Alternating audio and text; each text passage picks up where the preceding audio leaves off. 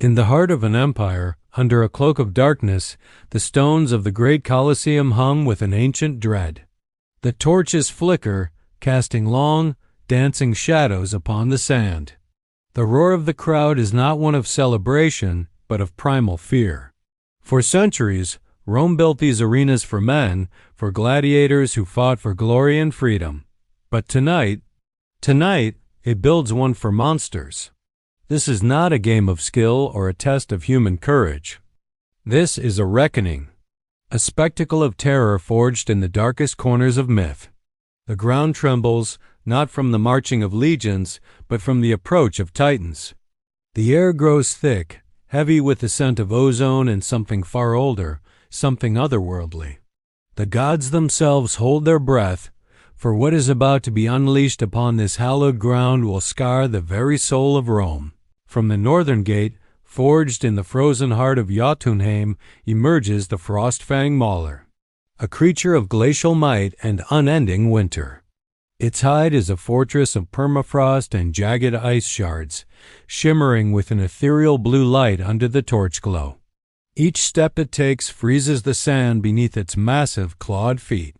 Steam billows from its nostrils, a freezing fog that promises a swift, cold end.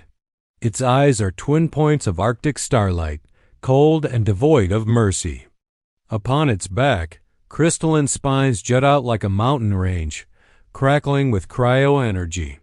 Its roar is not a sound, but a force of nature, the crack of a glacier calving into a frozen sea, a sound that shatters bone and freezes the blood. The Frostfang mauler is the embodiment of nature's harshest, most unforgiving power. It doesn't just kill. It preserves its victims in a monument of ice, a testament to its absolute dominion over the cold. The very air around it crystallizes, turning the warm Roman night into a pocket of Arctic despair. From the southern gate, born from the volcanic heart of a dying star, slithers the Obsidian Devourer. It moves not with legs, but with a terrifying serpentine grace, its body a river of molten rock and razor-sharp volcanic glass. Its scales are living obsidian, shifting and grinding, reflecting the firelight like 1,000 broken mirrors. Where the Frostfang is cold and solid, the Devourer is heat and chaos. A crown of fiery horns burns atop its draconic skull, and from its gaping maw drips magma that sizzles and eats away at the arena floor. Its eyes are swirling pools of lava, windows into a core of pure destruction. Its tail, tipped with a crystalline blade heated to thousands of degrees, whips through the air, leaving a trail of superheated plasma. Its hiss is the sound of a mountain collapsing, of rock grinding against rock in the planet's molten heart. The Obsidian Devourer is not just a creature. It is a geological event, a walking extinction. It brings the inferno, the promise of an end not by ice, but by all-consuming fire. The iron gates grind open, their shriek lost in the crescendo of monstrous roars. The two titans lock eyes across the blood-soaked sand.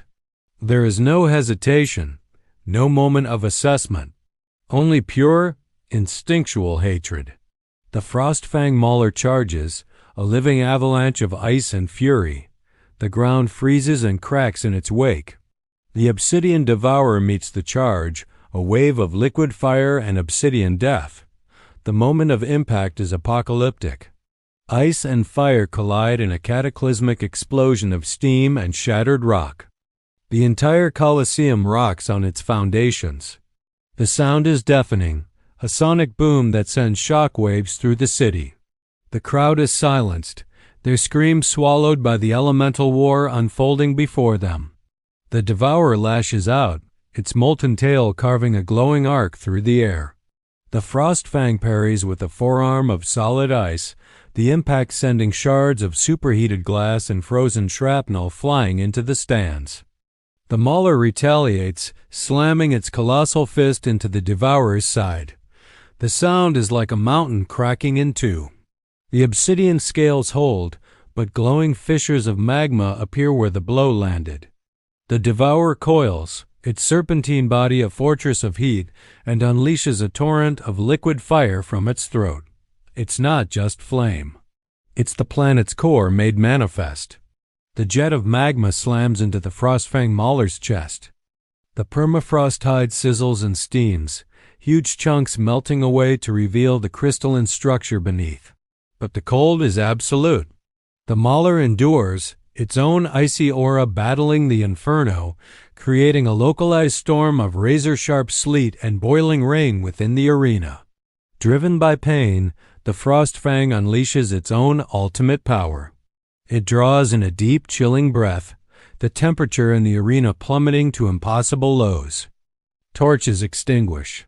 Stone groans and cracks under the thermal stress. With a thunderous roar, it exhales a blizzard of pure cryo-energy, a flash-freeze wave that races across the sand. The Devourer is too slow to fully evade. The wave of absolute zero crashes over it. Its molten body seizes. The flowing lava of its hide hardens, the obsidian scales freezing solid, becoming brittle. For a moment, the creature of fire becomes a statue of black glass. Seizing the opportunity, the Frostfang mauler charges, lowering its head like a battering ram. It smashes into the frozen form of the Obsidian Devourer with the force of a comet. The impact is final. The Obsidian Devourer doesn't just break. It shatters. A million pieces of volcanic glass explode outwards, a deadly glittering cloud of razor-sharp fragments. The creature of fire is extinguished. The Frostfang mauler stands victorious, its breath coming in ragged, steaming clouds. It has sustained massive damage. Its icy armor is melted in great swaths, its crystalline bones exposed and glowing with residual heat. It lets out a roar, not of triumph, but of pure, agonized rage. It turns its cold eyes upon the stands, upon the emperor, upon the terrified masses of Rome. These insignificant creatures brought it here. They caged it. They made it fight. Its war is not over. It takes a step towards the retaining wall of the arena, then another. The stone wall meant to hold back lions and men groans under its immense weight. The monster raises a clawed hand, the ice reforming around its fist, and smashes it into the marble and concrete. The wall cracks, then it splinters. Then it collapses into a cascade of dust and rubble. A chilling silence falls over the ruins of the Colosseum. The victor is gone, vanished into the labyrinthine streets of Rome, a wounded god of winter set loose upon an unsuspecting world. The sand is a ruin of shattered obsidian and melted ice. The fires are dying, the torches extinguished. All that remains is the echo of a battle that should never have been fought. And a new, terrifying question hanging in the cold night air. Who builds an arena for a god? And what happens when the god breaks free?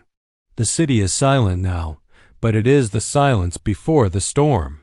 The silence of a world that has just realized it is no longer at the top of the food chain. The silence of the fallen. Thank you for watching. If you want to see what happens next, make sure to subscribe and hit that notification bell.